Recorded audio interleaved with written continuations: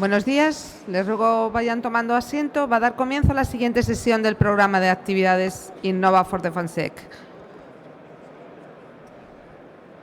Contamos con la participación del contraalmirante don Javier Roca Riveros, segundo comandante del Mando Conjunto del Ciberespacio, con la ponencia Ucrania, la primera guerra de la era digital, innovación en el ciberespacio.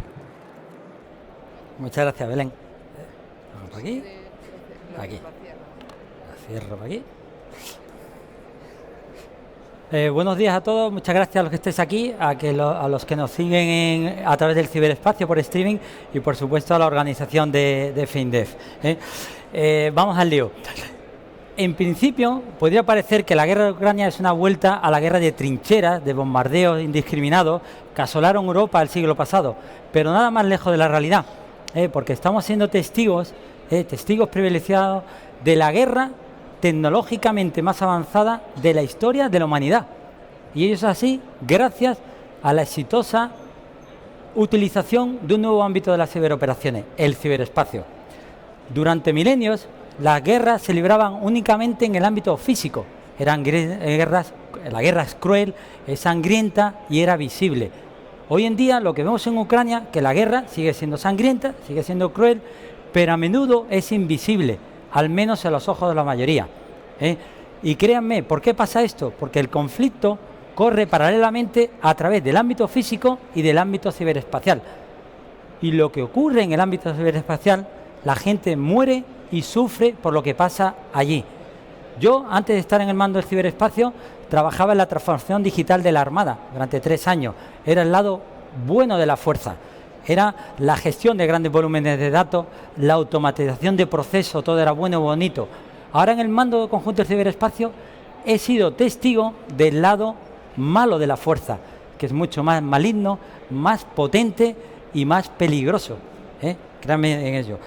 Los estados lo saben y desde hace años se preparan para defenderse en el ciberespacio. Desde hace años. Para garantizar la libertad de acción en el ciberespacio y negársela al enemigo si es necesario. Ucrania lo sabía, lo hizo, se preparó y gracias a ello le ha permitido seguir existiendo como un país, como lo que es. Las 3 ideas de fuerza que voy a tener, son 3 ideas de fuerza. Primero, el ciberespacio sustenta todas las nuevas tecnologías, estas tecnologías que llamamos emergentes y disruptivas. Es gracias al ciberespacio. El ciberespacio es mucho más que las redes y sistemas de información y comunicaciones. El ciberespacio es la telefonía, es el internet, es la nube y sobre todo el core es el software. Dicen que los datos es el petróleo del siglo XXI. Pues bien, el software es el acero del siglo XXI. Y si ya vamos más allá, la electricidad del siglo XXI, ¿cuál es? La inteligencia artificial. Lo segundo, lo hemos visto en la guerra de Ucrania, David contra Goliat, no sobrevivirá el más fuerte, el más grande, sino el que mejor se adapte, el más rápido, el más ágil, el que más sepa innovar a través de un conflicto que dura. ¿Qué es lo más importante para la innovación? Las ideas, innovar las ideas, llevarlas a la realidad. ¿Cuál es la mejor manera de innovar? Tener miles de ideas, algunas será buena, algunas se materializará. Y lo tercero, que hoy en día se ha demostrado en Ucrania que la tecnología es dual. El número de clientes que podemos tener nosotros, ¿cuántos somos las Fuerzas Armadas? 80.000. Las grandes tecnológicas, ¿cuáles son sus clientes? 8.000 millones de personas, el mundo. Es decir, tenemos que sustentarnos en la tecnología dual. Le voy a dar 2 grandes ejemplos, lo que es el Delta, lo que utilizan los ucranianos, que es la joya de la corona, lo que les permite seguir venciendo, que es el Google Maps de la guerra, y luego el ARTA, que es, que dijéramos, el Uber de la artillería.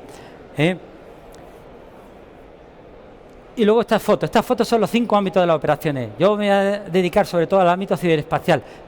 Pongo esta foto porque alguno puede ver la diferencia de los 5 ámbitos. La diferencia es clara, está delante de sus ojos. El ámbito ciberespacial es el único ámbito creado por el hombre y para el hombre, el único. Los otros los creó Dios. Los otros ámbitos yo no puedo modificarlos, yo no puedo crear tempestades, abrir los mares, crear un tiempo endiablado que los aviones, los barcos, la flota del enemigo no pueda navegar, no pueda volar. En la mía sí, en el ciberespacio sí puedo hacerlo. Yo puedo modificar mi ciberespacio propio, y hacer que el enemigo no utilice el suyo, que esté ciego, sordo y mudo, que no pueda combatir.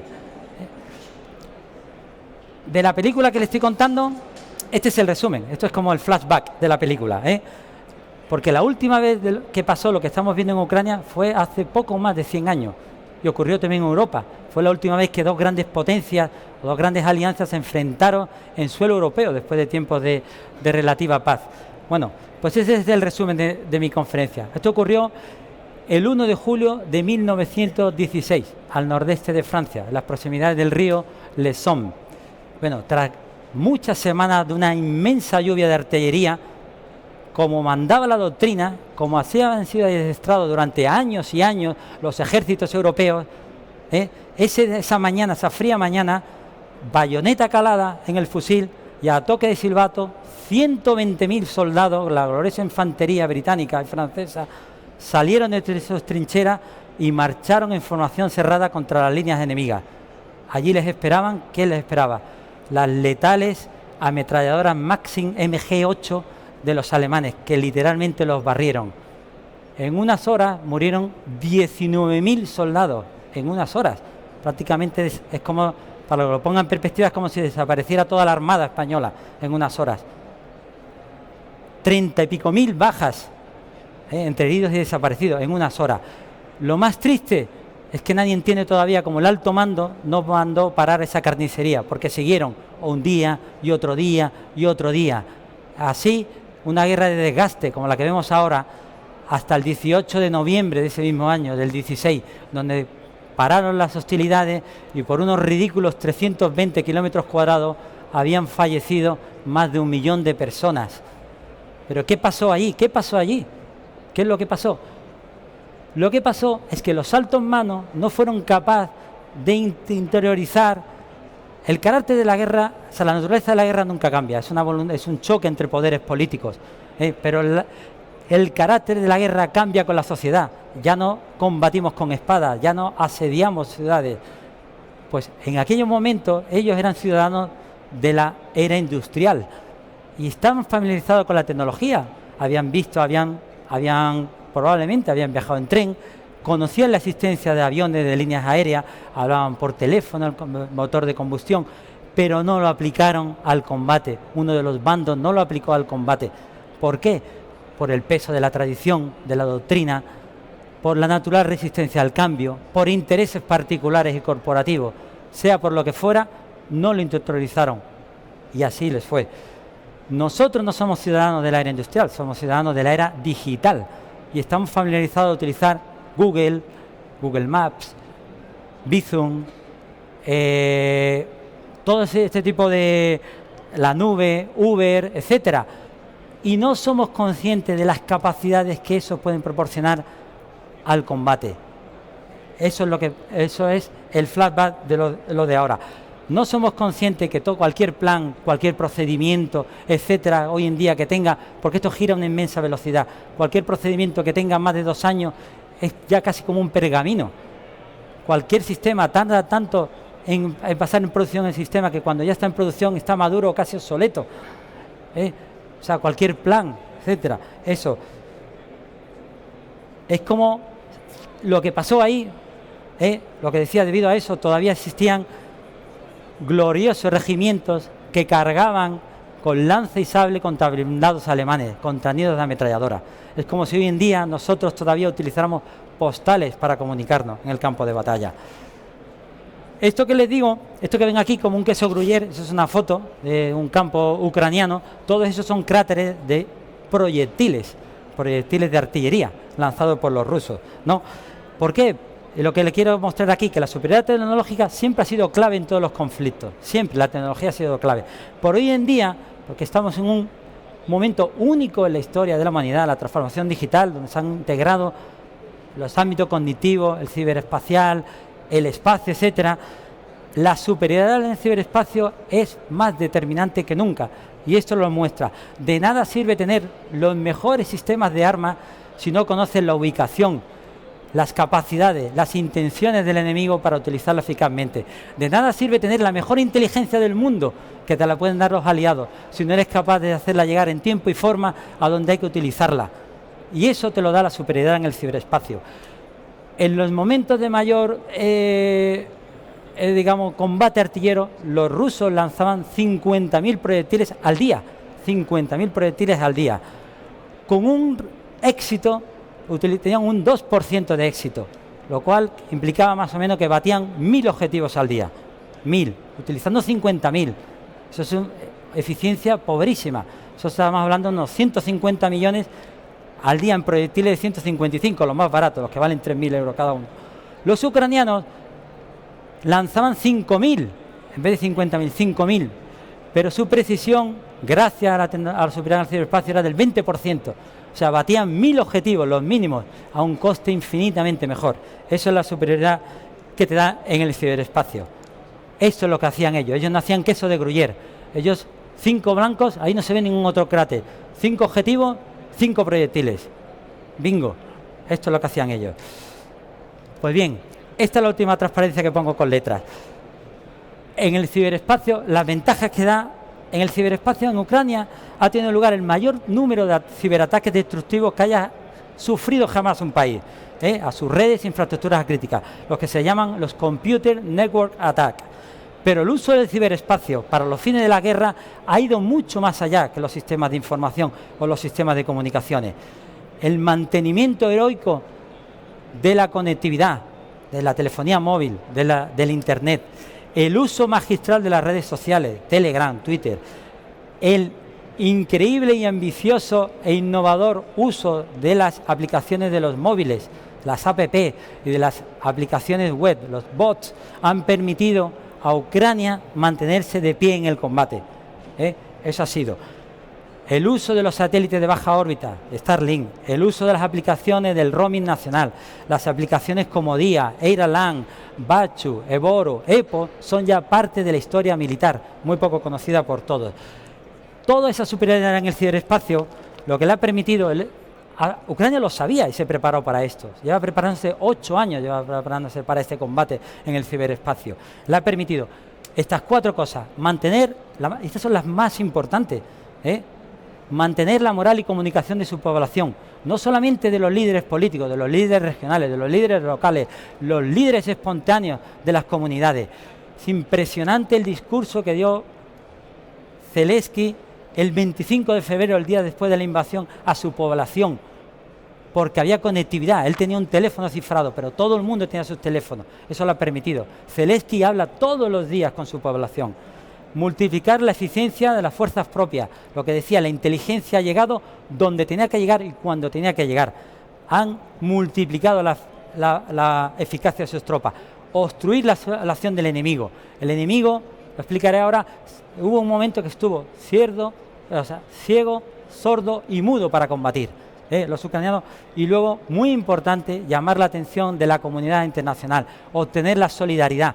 Donde haya un ucraniano con un móvil, esa foto llegará a nuestros telediarios y se mantendrá. Llevan ya más de un año en guerra y se mantiene el apoyo con la solidaridad, gracias a que tienen superioridad en el ciberespacio. En la parte ciber, ¿qué ha pasado? Rápidamente, la parte ciber, que es quizás la más conocida. Ucrania era un peso welter en la parte, en el combate físico, en las fuerzas convencionales, comparado con el peso pesado que era Rusia. Que los rusos no eran tan tontos ni eran tan malos como ahora nos quieren hacer ver. Pero en la parte ciberespacial, Ucrania era un peso pesado, igual que Rusia. Rusia es una de las mayores potencias en ciberdefensa del mundo y sigue siéndolo, porque sus fuerzas de ciberdefensa siguen intactas. Cualquier combate con Rusia, 9 de cada 10 países en el primer asalto caen a la lona. ¿Por qué se ha mantenido Ucrania? Porque se habían preparado, porque los ucranianos tenían una fuerza ciberdefensa muy preparada y porque han tenido un apoyo extraordinario de los Estados Unidos y de los aliados.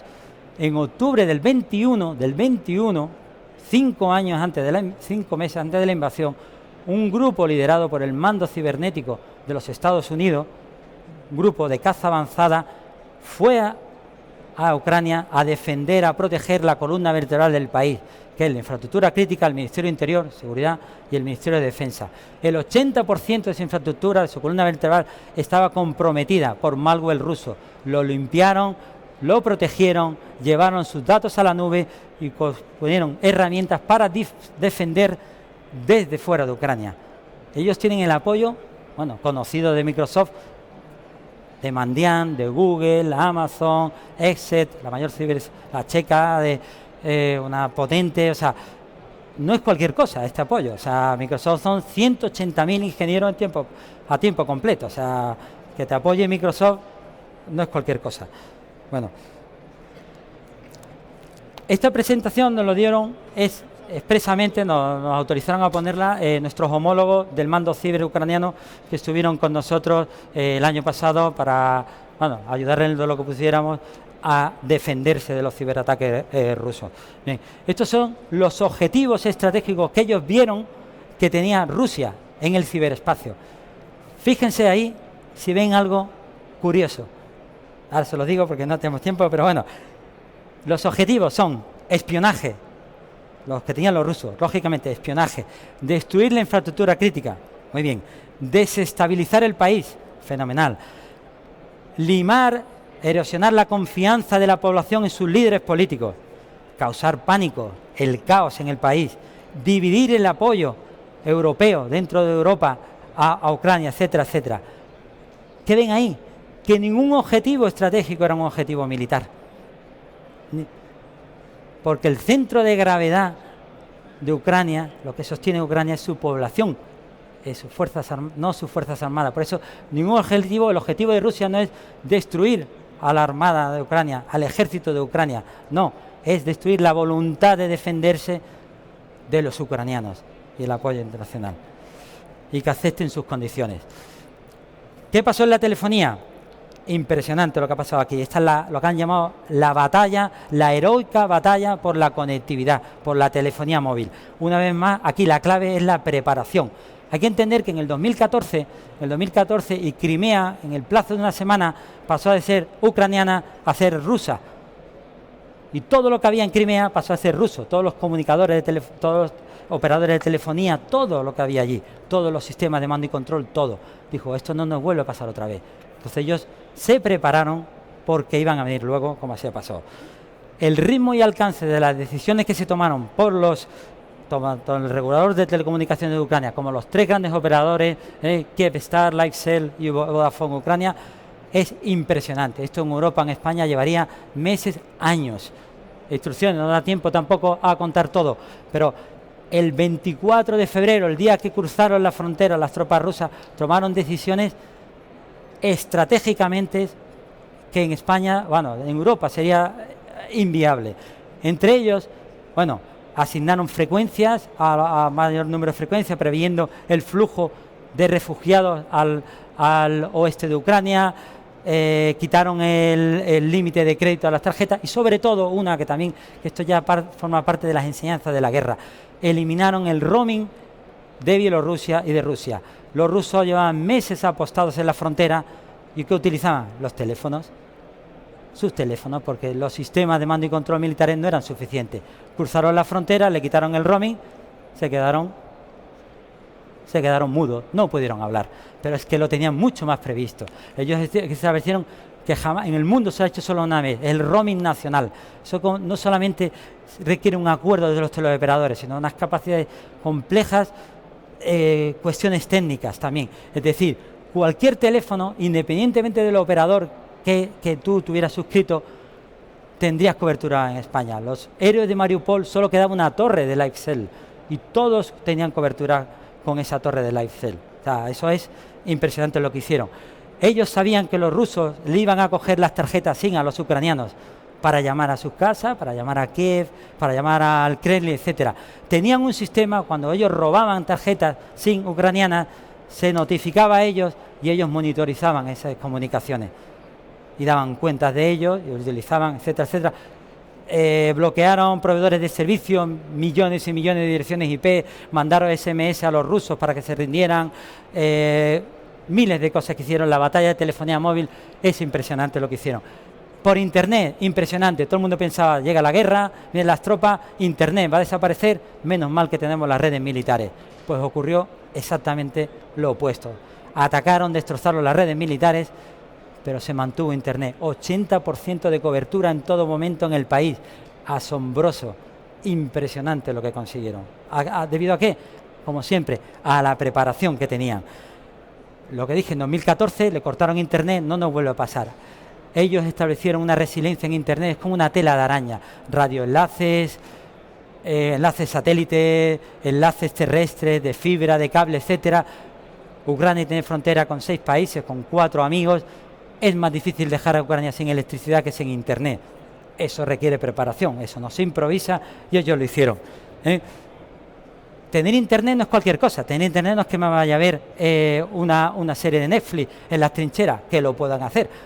Tener Internet es tener comunicaciones seguras, es tener acceso a cartografía, a mapas, a VTC, a imágenes, a mensajería instantánea. Es tener acceso al ciberespacio. Para que tener Internet no es cualquier cosa. Y ellos lo hicieron gracias a la que es para mí la número 1 de las lecciones aprendidas en Ucrania, que es el uso de la tecnología civil en refuerzo, en respaldo de las capacidades militares. Y entre ellas destaca number 1, Starlink. Starlink es la sangre que está moviendo al ejército ucraniano al país. Starlink. Starlink son satélites de baja órbita, 12.000 satélites, pertenecientes a la compañía SpaceX de Elon Musk. Esto te da cobertura en cualquier parte. Bueno, Starlink va a cambiar el mundo. Va a cambiar la sociedad, o Starlink y las constelaciones parecidas a Starlink. Europa va también detrás. Lo va a cambiar como lo cambió el GPS. Ya nadie consigue el mundo sin GPS. Ya, pues Starlink va a ser igual. Son miles y miles de satélites a 500 kilómetros sobre la iglesia. Es tener un Internet por encima de nuestras cabezas. Casi que puedes ver los satélites. Eso es lo que da es Starlink. 1/3 de la superficie del planeta, 1/3 de la población mundial no tiene acceso a Internet, porque necesitas torres, los océanos, o necesitas satélites de alta, de geoestacionarios que están a 35.000. Esto te da el mismo acceso a Internet que puedo tener yo aquí en FinDef, el mismo en un campo de batalla donde hay nada, el mismo, 300 megabits por segundo, una latencia de escasos milisegundos para poder llevar un dron, etcétera. Bueno, toda presentación tiene que tener una fase célebre. Yo, como sé, estamos en el ciberespacio, cojo la de Zuckerberg. Esto antes se decía, yo antes decía en las conferencias, cuando estaba en transformación digital, que había otra frase célebre, no me acuerdo de quién, que la peor decisión es no tomar una decisión. Bueno, esto ya está superado, porque esto va más rápido. Tú ya tienes que decidir, te guste o no. Ya no puedes dejar de decidir, te pagan para eso y tienes que hacerlo. Te ves obligado. Pues ahora, la mejor decisión, la peor decisión, es tomar una decisión que tienes que tomarla sin arriesgarte. Esa es la peor. Porque tarde o temprano, no el año que viene, no el siguiente, pero el tercero, cuarto, quinto, mueres y desapareces. Que se lo digan a Kodak, que se lo digan a Blockbuster. Desapareces. Bueno, ya lo que queda de presentación, voy a poner trailers, porque no me da tiempo, son trailers ya. Acabo la película, son trailers de otras películas que serían presentaciones siguientes. Yo cuando era joven, yo estudié, hice el curso de Estado Mayor, estudié a Clausewitz, Napoleón, Julio César, Duel, Mahan, los marinos, etc. Mis hijos, si fueran marinos, no tengo ninguno marino, pero bueno, son niñas. La próxima generación, la Z, estudiarán a este señor. Este señor es Mikhail Fedorov. Este es el 31 años generación Z, nacido en 1991. Viceprimer ministro de Ucrania, ministro de Transformación Digital. Este hizo a Zelensky presidente, fue el jefe de su campaña digital. Este es maestro del ajedrez, tiene una empresa de marketing digital antes de dedicarse. Este juega en otra liga, y su equipo juegan en otra liga. Este es Mikhail Fedorov. Este fue el que hizo que bloqueó digitalmente a Rusia. Porque esto se sabía que iban a invadir, y lo sabía. 5 meses antes de la invasión, el 2021, esto hizo una gira por Silicon Valley. Conoció, por supuesto, a Tim Cook de Apple, Zuckerberg, el de Microsoft, el Nadella, a todos los gurús a Alex Karp, que estuvo aquí ayer, de Palantir, etcétera, hizo una gira. Cuando fue hizo que cantidad de empresas dieran del lado de Rusia, fue gracias a él. Zelensky era actor. Como todo actor, necesita de un guionista que le haga el guión. Él escribe el guión. Él es el principal responsable de que el 9 de mayo de 2022 las tropas rusas no celebraran su día de la victoria por las calles de Kiev. Él, este hombre desconocido. Ahora, en el ciberespacio es un auténtico gurú. Este le llaman el general de Internet, su ejército, el ejército IT de Ucrania. 300.000 soldados de IT. 300.000 forman parte de su ejército. Conoce, domina las nuevas tecnologías, la naturaleza, por eso él es el general del siglo XXI. Es un experto en redes sociales, domina las redes sociales, Twitter, conoce la narrativa, llega al alma de las personas.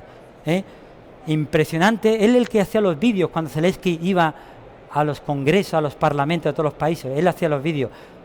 El vídeo que presentó Zelensky en el Congreso de los Estados Unidos lo hizo él. Uno lo ve, es imposible no llorar. Es que es imposible no llorar cuando lo hizo. Él domina las redes sociales, es un maestro en la tecnología. Él es el que dio la necesidad de Starlink. Por eso le escribió a Elon Musk, de las APP, con el ejército de la ciberdefensa. Es un gurú de los financieros, las criptomonedas, el blockchain. Es el experto en blockchain.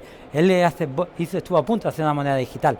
Ya le pararon los pies ahí. Eso ya era ser como unos bonos de guerra con una criptomoneda.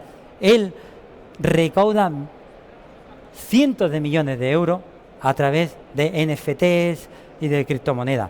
Es un magnífico lobista a todos los países, pero sobre todo es un experto en marketing. Él tenía una empresa de marketing digital antes de dedicarse a la política. Él sabe que la tecnología es vital, pero lo que mueve a las personas es la fe en la marca, por eso es de marketing. Él creó en tiempo récord una marca que es sinónimo de democracia, de independencia, de resistencia. Esa marca es Ucrania y el mundo occidental la adora, y él lo creó, Mikhail Fedorov. Siguiente tráiler. Las grandes tecnológicas entran en juego. Las grandes tecnológicas, Gamma, Google, Apple, Meta, Microsoft, Amazon, las que llaman Gamma, estas son la tercera economía del mundo, después de China y Estados Unidos. O sea, te lo digo, tomar cualquier cosa. El PIB de esta gente es el doble de España, Francia y Alemania juntas. O sea, que esta gente, las tecnologías. Estamos viendo la punta del iceberg de los futuros conflictos. Las empresas privadas, sobre todo las grandes tecnológicas, ya no son neutras, se han posicionado porque tienen una responsabilidad moral con el mundo, con sus clientes, porque sus clientes son el mundo, la población mundial, y no van a ser neutros, van a tomar un papel activo en los conflictos futuros. Esta gente, por ejemplo, Microsoft, por ejemplo, que tiene, estos que tienen un PIB más grande que España, una lección aprendida: si algún día tú tienes un conflicto con alguien y te estás pensando pelearte con alguien de cualquier manera, en el mundo físico, en el mundo ciberespacial, en donde sea, más te vale tener a esta gente de tu lado, porque si no las tienes de tu lado, estás muerto, porque la influencia económica, la influencia tecnológica y la influencia social que tienen es bestial, o sea, tú te convertirás en un paria del mundo, ellos te pueden dejar, etcétera. O sea, esto es otra lección aprendida.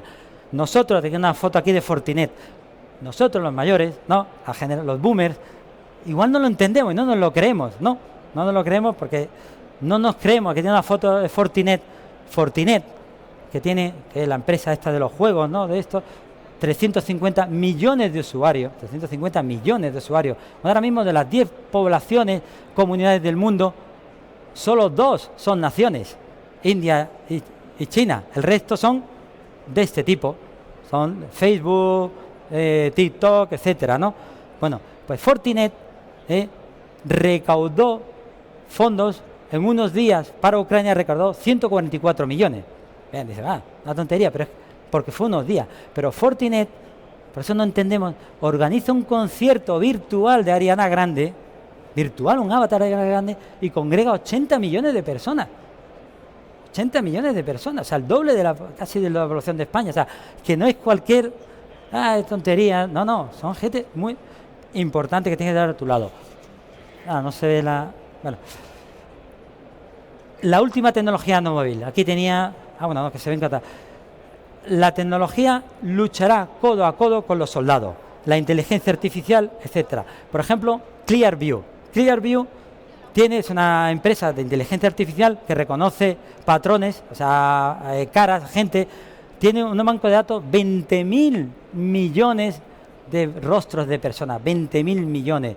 Eso reconoce ya, lo utilizan para reconocer, se lo da gratuitamente a Ucrania, reconoce prisioneros, espías, los que fallecen, se pueden hacer. O sea, la imaginación es el límite teniendo esas herramientas. Es que tiene la fuerza, que te convierte en un caballero Jedi. O sea, es que ya eso, la Convención de Ginebra, dime tu nombre, filiación, a qué unidad perteneces, qué sé ya, dónde vives, qué familia tienes, qué le puedes mandar un correo a tu familia.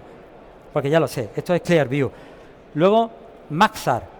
Bueno, Maxar hay muchos, te dan satélites, imágenes, te dan 30 imágenes al día. Prácticamente tienes un gran hermano encima, te las dan, te las ponen a tu disposición, sabes cuándo te vas a mover, te lo saben todo, cuándo estás comiendo, cuándo estás durmiendo, es que lo saben, de día y de noche. Pero es que están las app, por ejemplo, en Apple Store hay 20 millones de app, 20 millones de app. Los ucranianos la han utilizado con maestría, una capacidad innovadora increíble. La han utilizado, no han creado de la nada, son gente lista, los ucranianos eran... O sea, tecnológicamente eran muy avanzados, lo utilizaban muchas, eran mano de obra de muchas empresas israelitas. Ellos se utilizan, por ejemplo, para rutas de evacuación que de repente, bueno, pues tienen que evacuar gente, pues utilizan algo parecido, utilizan BlaBlaCar, pero hacen una app de BlaBlaCar para la gente. La gente le destruyen las casas, tienen que vivir, pues utilizan como Airbnb, pero para dar a gente a los refugiados, así para miles de cosas. O sea, la imaginación es tal. Para el esfuerzo de guerra, Bridge Free, que todas estas te dan comunicaciones, Celo, esta la utiliza mi hija, es como un walkie-talkie pero con el teléfono, sin utilizar prácticamente conexión con internet o telefonía. Esto utiliza Bluetooth hasta 100 metros, puedo darme mensajería instantánea. MaxMeet me permite navegar como Google Maps sin tener cobertura satélite, utilizando solamente el GPS. Hay miles. Lo que decía, Fedorov llegó en el 2019 a Ucrania. Ministerio de Transformación Digital digitalizó Ucrania increíblemente, casi como Estonia, pero Estonia son 2 millones, estos son 40 millones. Creó esta aplicación, que es la base de todo, DIA, que se llama El Estado y Yo. Es que todo el mundo, casi el 90 y pico % de los servicios los tienes en tu móvil. El Estado, o sea, todo en tu móvil. Y lo fundamental, la forma de acreditarte. Gracias a eso han hecho multitud de app. Voy a poner solamente esta que llama la atención, se llama Bachu. Esta es una app que crearon una startup de Kiev, que lo utilizaban para combatir el vandalismo en los barrios, ¿no? Si uno estaba haciendo una pintada o uno estaba ahí orinando o lo que sea, pues tú le hacías una foto, ¡pum! Simplemente le hacías una foto y pone enviar, ¡pum!, le enviaba. Eso llegaba a la policía local más cercana que estuviera al coche patrulla, automáticamente la foto está geolocalizada, sabe lo que está haciendo y pillaban a la gente en la masa.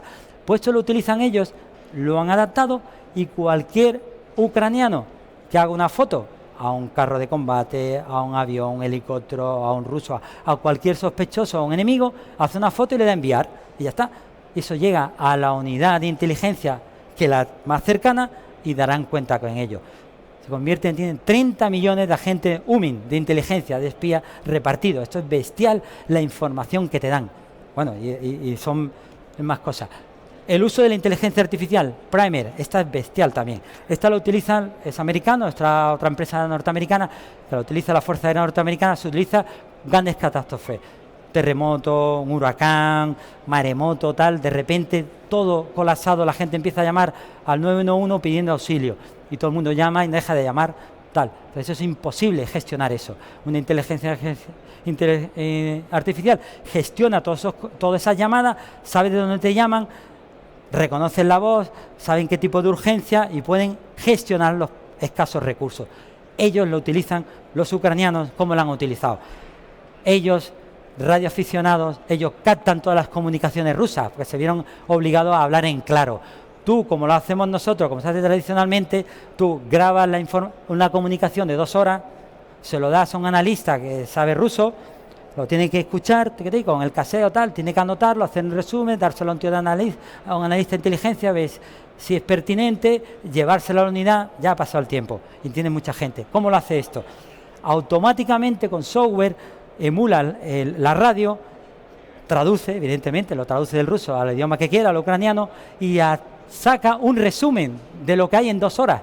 Automáticamente, 0 personas, un resumen. Mira, esto está pasando aquí. Se lo da a un analista que dice, bien, esto interesa. Le sigues dando y te dice qué personas están hablando, de qué unidades están hablando, o sea, qué entidades, qué objetos. Pues ahí están hablando, oye, pues de un carro de combate, de un no sé qué, de un barco, tal, a que no sé cuánto. Y te hace un resumen de llamada a acción, lo que va a pasar de estas 2 horas, pues estos están en tal intersección, están ahí en la M40, se van a ir hacia el norte y quieren atacar tal. Y esto, más todavía, se lo mandan automáticamente a las unidades que están allí, en la M40, con una alerta. O sea, esto es ciencia ficción, esto era inimaginable, es inimaginable para nosotros. Esto lo utilizan los ucranianos. Ahora, esto multiplica la digitalización del campo de batalla. Este es Alex Karp, el que estuvo aquí, el de Palantir. ¿Ve? Estaba hablando con Zelensky y con Fedorov. No sé en qué idioma hablan, pero sé de qué hablan. Hablan de datos, porque no hablan, da igual que hablan el idioma universal es el idioma de los datos. Cuando nosotros nos reunimos y queremos colaborar con la gente, ¿cómo se colabora? Compartiendo datos. Están compartiendo datos. Air Alert, app, está la más descargada durante la guerra. Es parecida a la del radar COVID. Esto tú no se lo descarga y aunque tenga el teléfono apagado, que lo tenga en silencio. Si aquí todos los que estamos en IFEMA, que la gente viene unos vienen de Córdoba, otros de Granada, si hay una amenaza de un proyectil, de un misil, de un UAV, de un bombardeo nuclear, radiológica, nos va a sonar a nosotros. Defensa Aérea de Ucrania dirá a todos los que están en IFEMA que le siga la alerta y le llegará la alerta. Y al que está en Chamberí, pues no, ese sigue haciendo su vida normal porque no tiene que ir al refugio. Esto es ir a leer. Pero es que tienen también, esta es como lo que tenía la Segunda Guerra Mundial en las costas británicas para ver cómo se venían los aviones de la Luftwaffe, pues esto tienen igual. Una app, tú ves, ya te dicen, no grabes, utiliza EPO. Si tú ves un UAV, un avión, un tal, le haces así y esto llega a la defensa aérea ucraniana, que ya sabe con inteligencia artificial a dónde va y ya se preparan las baterías de defensa aérea. Digo, ese proyectil que lo van siguiendo, ese va a atacar IFEMA. No va a atacar IFEMA, va a atacar el mando conjunto del ciberespacio en Retamare. Pues la batería de Retamare la pongo en alerta. ¿Cuándo? 100 kilómetros antes. También, bestial. Minas, por ejemplo, bueno, ya no voy a contar más, se me va a ir. Minas, el país, 1/3 del país está lleno de minas. Minas, es peligroso, la gente sigue viviendo, hay muchos millones de personas. Pues te descarga esta de minas, esto es gestión de datos, aquí hay millones y millones de datos. Tú descargas esto y tus hijos van al colegio y cuando se acerca a una zona donde hay una mina, le va a sonar y le va a decir lo que tiene que hacer. Y dependiendo del que tú sea, el perfil que tenga, te dirá cómo tienes que señalizarla. Y te da formación. El límite, la imaginación, porque te puedes hacer hasta desactivador de mina utilizando esta app. Te dice la frontera, bueno, esto y tal. Y ya las dos grandes que han revolucionado la alerta, es el GISARTA y luego el Delta, la joya de la corona. Esto está en todos los países, la OTAN la primero fijándose en esto. Esto es tecnología civil puesta es el Uber de la artillería. Primero hay que saber cómo funciona Uber. Yo me quiero ir de aquí a mi casa, pido un servicio, digo, pues quiero una limusina, o vamos 5, uno grande, o uno tiene una discapacidad, lo que sea, pido un servicio, una inteligencia artificial, mira eso, calcula, ve el vehículo que se adapta a mi servicio más próximo y me dice, bien, y me lo ofrece, calcula la ruta, el precio, tío, lo tiene que tal. Parece muy sencillo, dice, sencillo. Si no fuera tan sencillo, Uber no sería la startup, el unicornio más valorado del mundo, 90.000 millones de dólares lo que vale Uber. ¿Por qué? Porque tiene una inteligencia artificial detrás que se llama Miguel Ángel, con un machine learning bestial lo que tiene detrás, evidentemente. Pues esto es lo mismo que están utilizando ellos. Cuando tienen con todos los mapas que le han dado los británicos, tienen los mapas, cuando cualquiera detecta un objetivo a batir ruso, ya sea por fuerzas especiales, uno que va pasando por ahí, un civil, satélites, UAV, una cámara de la carretera, detecta, le informa, dice, tengo un objetivo, tengo un servicio, y este le dice, tiene una inteligencia artificial que sabe dónde están sus baterías amigas y dice, pues la más apropiada es esta, y además la tienes que batir con 2, dispara esta antes, y le da ese servicio y dice, ¿lo quiero? Sí, lo quiero. Le manda la orden y los que están en batería, que no saben ni a dónde están disparando, hacen, en minutos disparan y dan con el objetivo, y luego te hacen el Battle Damage Assessment, etcétera. Esto es revolucionario. Ellos consiguen lo que se tardan 20 minutos en batir un objetivo en minutos. Baten objetivo a 15 kilómetros en 2 minutos son capaces de destruir con una precisión de 5 metros como mucho. Esto lo han creado ellos, esto lo han desarrollado durante la guerra que llevan, pero esta es la infraestructura, son enlaces satelitales, era Viasat, ahora tienen Starlink y utilizan protocolos estándares y todo estándares y lo utilizan ahí y lo tienen, ¿no? O sea, esto es como los rusos cuando lo han detectado, todavía los obuses estos que van con tal, todavía van con ruedecilla calculando el viento, la humedad, entrando en las tablas para ver cómo tal y corrigiendo. Esto es otra liga, lo que hace. Por supuesto, mapean dónde están las fuerzas Blue on Blue, porque hay uno de los mayores que tú derribes un objetivo tal, saben dónde están hospitales, dónde están escuelas, o sea, es igual, lo han ido. ¿Con quién? Con gente como Alex Carr, como Palantir. Palantir tampoco es una tontería, $18.000 de valoración. O sea, Palantir tampoco es una empresa que diga tal. Y esta es la joya de la corona, es el Google Maps de la guerra. Es el Google Maps. Esto está despertando el interés de muchísimos países, porque en la guerra actual todo pasa por la precisión, la agilidad. La agilidad, tienes que ser preciso y rápido. La agilidad en Ucrania aquí es sinónimo de eficiencia, eficacia. Allí es sinónimo de vida, de supervivencia. Si no eres rápido, mueres. Está en la ley del más rápido. Si eres lento, mueres. Si tú disparas y tardas más de X minutos en irte, te van a dar. Entonces utilizan el Google Maps, que esto es captura los datos. Esto es como el Google Maps, es igual que es lo mismo. Tienen toda la información amiga, enemiga, neutral, todo en el esto.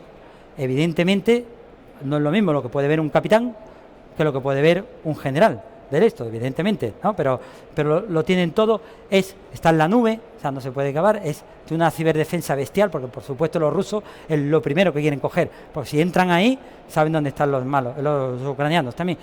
Tienen ciberdefensa, factores de autenticación, cero trust, todo accesible de cualquier dispositivo, no te tienes que descargar nada, o sea, cualquier teléfono, tableta, eso, tienes acceso a esto, y van poniendo funcionalidades como las app de los bancos, no tienes que descargártela y tal, sino ya han puesto 30 funcionalidades nuevas, ¿no?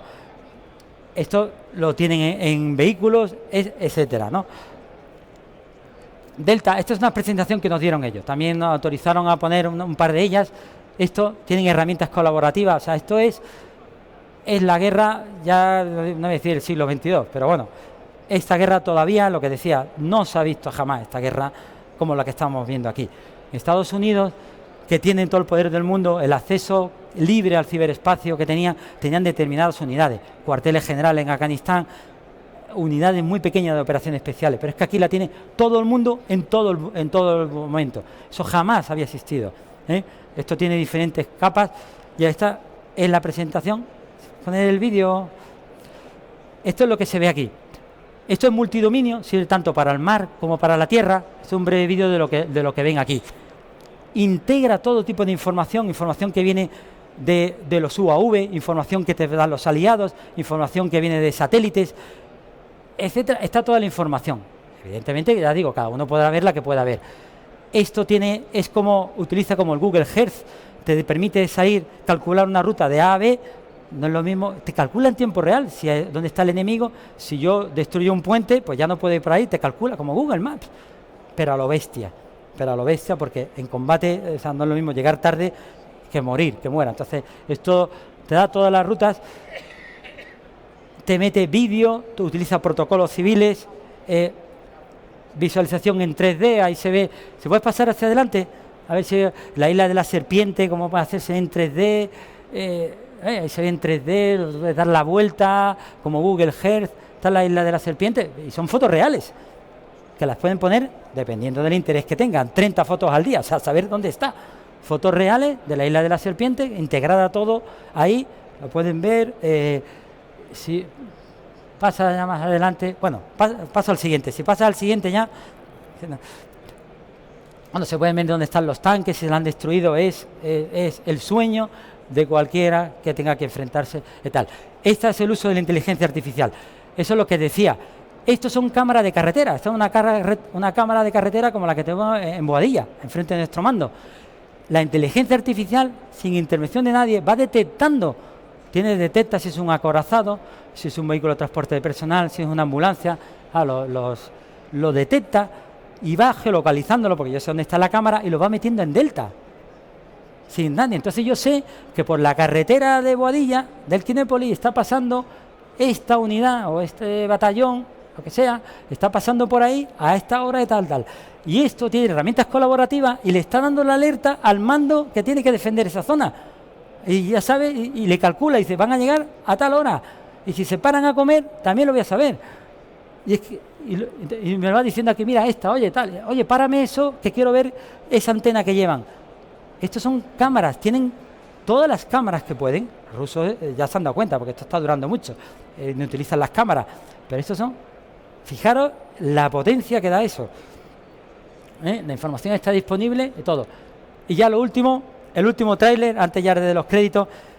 Si pensaban que después casi de un año, que todos los rusos tontos estaban muertos, pues no, porque queda alguno.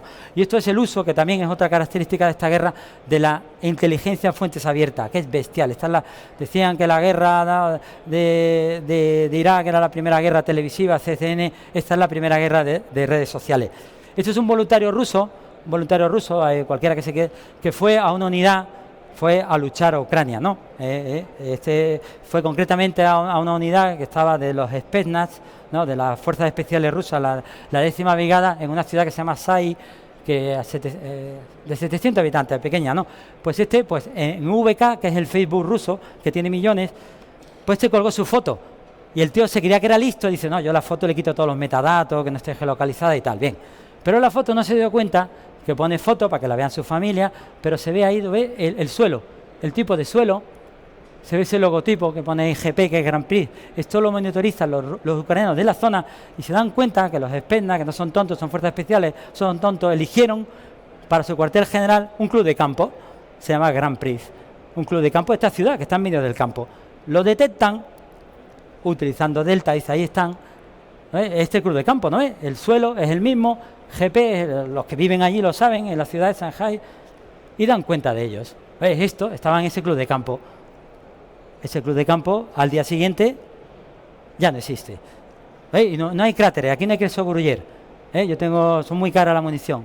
Doy a los demás los dejo, porque ¿no? En este caso es su país, no lo voy a destrozar.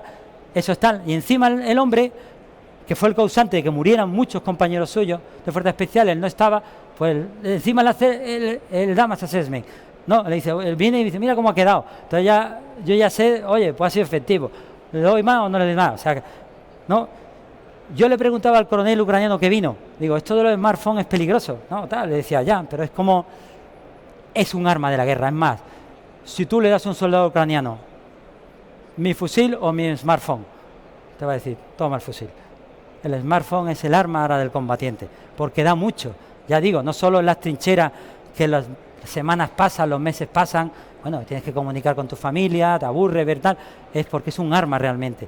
Da comunicaciones seguras, acceso a datos, alerta, etcétera, etcétera. Es decir, tú tienes que convivir que en los próximos conflictos habrá smartphone, sí o sí. Y si tú se los pides, como lo hacen los rusos, se los dan, te dan uno malo, te dan uno y luego te quedan con el otro o roban otro, que es lo que hacen, o matan a alguien. Y ya empiezo con los créditos, ¿no? Los créditos, digo, la principal conclusión en el ámbito ciberespacial, operativa, la principal conclusión, digo que en un futuro muy próximo, y voy a decir en una galaxia lejana, para que nadie se sienta identificado, en que las operaciones se desarrollarán en el ámbito multidominio, todo estará interrelacionado, pero no solo lo militar, sino lo militar con lo civil, lo público con lo privado. lo nacional con lo internacional, es necesario, será imprescindible el control del ciberespacio, bajo un concepto de mando único. Por eso existe el mando conjunto del ciberespacio. Será imprescindible tener ese control del ciberespacio, porque el que controle el ciberespacio controlará la contienda. La ventaja en el campo de batalla no vendrá solo en las plataformas, que serán necesarias. La ventaja en el campo de batalla se vendrá en la capacidad para sentir, para comprender, para orquestar, como un director de orquesta, todos los medios que se utilizan en el campo de batalla y crear y cerrar cadenas de muerte, las kill chain, antes que tu enemigo. Estamos en la era digital, necesitamos una fuerza digital, una fuerza definida por software, habilitada por hardware, lógicamente, con personas, evidentemente. Pero hay que otorgar el mismo valor y estatus a los ingenieros informáticos, a los ingenieros de datos, a los combatientes cibernéticos, que a la élite guerrera tradicional. Y será necesario la colaboración pública-privada. ¿Y qué nos enseña la historia? Bueno, desgraciadamente, hoy vivimos en un mundo en permanente competencia, confrontación y a veces conflicto. Nos guste o no nos guste, lo queramos o no lo queramos. En Ucrania se ha visto qué frágil es la paz y la seguridad. Y como decía la ministra, hay que invertir en ella todos los días, porque la defensa, en el caso concreto de nosotros, la ciberdefensa, no es cara. Y el que piense que es cara, que pruebe a no tenerla. Y ya verá que pronto lo lamenta cuando sea quizás demasiado tarde. Esto ya se vivió. El 3 de julio de 1898, cuando el almirante Cervera ordenó a su escuadra zarpar y salir en la bahía de Cuba y enfrentarse a su destino. Eran barcos de madera contra acorazados blindados que le estaban esperando. El general Douglas MacArthur, que sabe de esto mucho más que yo, lo dijo brillantemente con una frase: que la historia de los fracasos de la guerra se resumen en 2 palabras: demasiado tarde. Demasiado tarde para ver y entender la nueva realidad. Demasiado tarde para aceptar que la cosa ha cambiado. Demasiado tarde para formar a tu gente. Demasiado tarde para adquirir las nuevas capacidades que necesita. Demasiado tarde para tomar decisiones valientes asumiendo un riesgo. Demasiado tarde. Mi particular opinión es que muchas veces las guerras se ganan antes de empezarla. Yo he dedicado mi vida a trabajar por la paz y con ello he dedicado mucho tiempo a estudiar la guerra. He hecho innumerables cursos y uno de ellos, especialmente el último, bueno, el que más recuerdo porque es el último, fue en Estados Unidos, una prestigiosa, el Naval War College, una prestigiosa facultad de los Estados Unidos que se dedica a estudiar esto, y pasaron cientos de ponentes de todos los ámbitos de la sociedad, políticos, empresarios, académicos, etcétera, de altísimo nivel, no solo norteamericanos, de todo el mundo. 20.000 conferencias, las tengo todas en un DVD y todo eso. Si tuviera que elegir una transparencia, me dicen, da una transparencia, enseña una de todo lo que has aprendido en 35 años de vida, esta es la que pondría, ¿Qué dice? El primero, el supremo, el alto, la acción más importante, la misión más importante de un estadista, de un líder, ya sea el líder de una empresa, el líder político, de un líder militar, es saber en qué clase de conflicto, en qué clase de guerra te estás embarcando.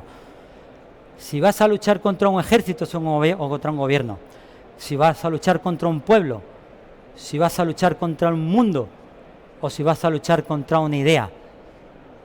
Invadir Ucrania ha sido el mayor error político de Putin. Y él y su pueblo, Rusia, pagarán un alto precio por ello. Muchas gracias.